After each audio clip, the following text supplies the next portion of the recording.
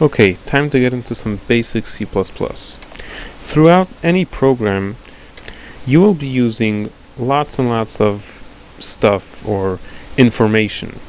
Like if in your game program you have to keep track of a whole bunch of scores and points, or if in your address book program you're going to be keeping a lot of names and addresses and stuff like that. All of this stuff, all this information needs to be existing somewhere in the program. Well, the way this is done in C++ and probably all programming languages is we have these special storage rooms, so to speak, where we could store away lots of this information as we use it throughout our program. There is actually one big storage room, so to speak, on your computer, which is your main system memory, known as RAM, RAM, and that's pretty much where all of the stuff, all of these numbers and words gets stored away while your program is running. So when we're making our program, we would like to access this storage room and put a whole bunch of stuff in there that we could use throughout our program.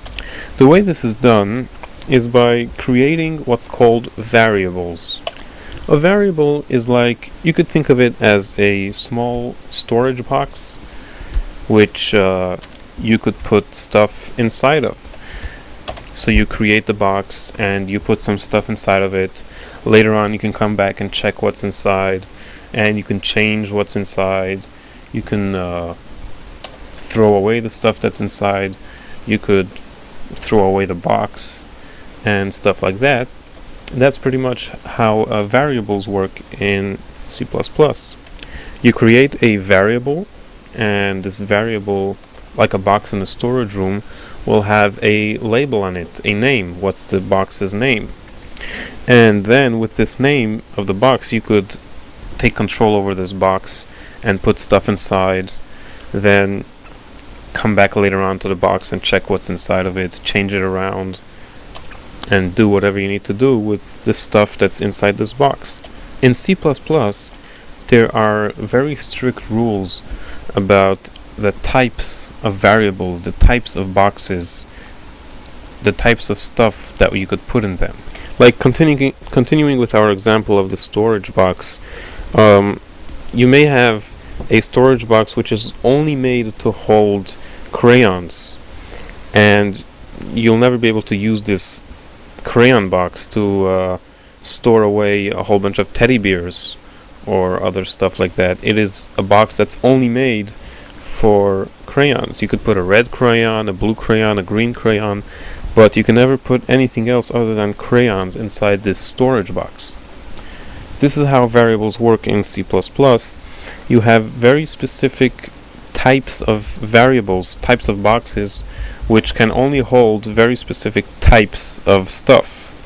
For example, if you've made a variable that's made to hold numbers, as we're going to see very soon, you cannot use this variable, this box, to store names, letters, stuff that are not numbers.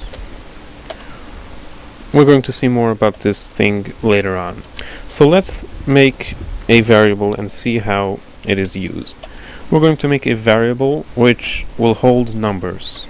In C++, we have the int keyword, int, which stands for integer, and which means we are now creating a variable which will hold numbers, integer. Now we're going to give our variable a name. Let's call our variable x. And then we obviously need to have the semicolon. So this is basically telling the compiler, I'd like to create a variable which will hold numbers, and I am naming this particular variable x. So now we have a box in the big storage room called x, and this box could hold a whole bunch of numbers. You can make however many boxes, number boxes, that you'd like. Let's make another one. Int y. Now we have two boxes, each of which could hold a whole bunch of numbers. Well, actually, not a whole bunch of numbers, just one number. but this number could be anywhere between 0 and a very big number. We'll get into those details a little bit later. So let's put some stuff into these boxes. X, let's assign to you 7. This is the equals symbol, and in this case it's called the assignment operator, and this will assign the value 7 into the variable x. So now the box x contains the number 7. And let's give y 10. Okay, so we have two boxes in the big storage room. One of them has 7 and the other one has 10. Again, every box can only have one number at a time. That number could be anything between 0 and a big number, as we're going to see later on. So if I type now again x equals 8, what will happen is the compiler will throw away whatever was inside x, which until now was 7, and it will give it this new value, which is 8. So before, the variable x had 7, right now it has just 8.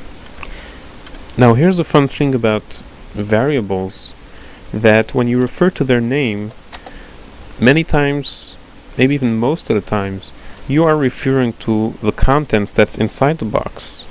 If you've ever done algebra or basic math, you know that math doesn't always have to be numbers and numbers. It could be also, as you see, symbols like x and t or different stuff which you might have seen when you were learning math. This is how stuff works with variables too. When I say now x plus y, what I really mean is what's inside x plus what's inside y, which in our case is 8 plus 10, which yields 18. So using the variable names really expresses the variable contents. Let's see this work in action. Let's do our magical concoction, which prints stuff to the console window. Let's print x, and let's print y, and then let's print x plus y. So now the compiler is reading this stuff, so it knows, okay, we're going to be printing something to the screen. And then it sees x. What's x? Oh, we just recently saw that x is a variable of type integer. It's a number variable. And we also saw that we gave it the number 7. Oh, but then we changed our minds and we gave it the number 8. So this is a variable which is holding the number 8. So if the user is saying that he wants to print x, the compiler calculates this as the contents of x. So we are going to get the contents of x printed to the screen. Same with the contents of y.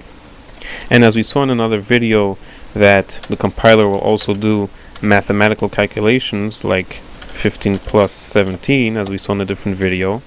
Same thing the compiler will do here when it sees x plus y. It'll take the contents of x and add that to the contents of y, and the result will be printed to the console window. Let's see this in action. Let's compile and see how this works. Compiling, everything went well. Here we go. We didn't put any spaces between any of our stuff, so that's why everything is connected together in one big jumble. But we could still figure out what's going on over here. We asked the compiler to print x, so here we have x. X was 8, if you remember. Then we told the compiler to print y, which is 10. And then we told the compiler to print x plus y, which is 18, as we see right over here. And then told him to wait until we type something in. Here we go. Let's type something in and enter. And there we go.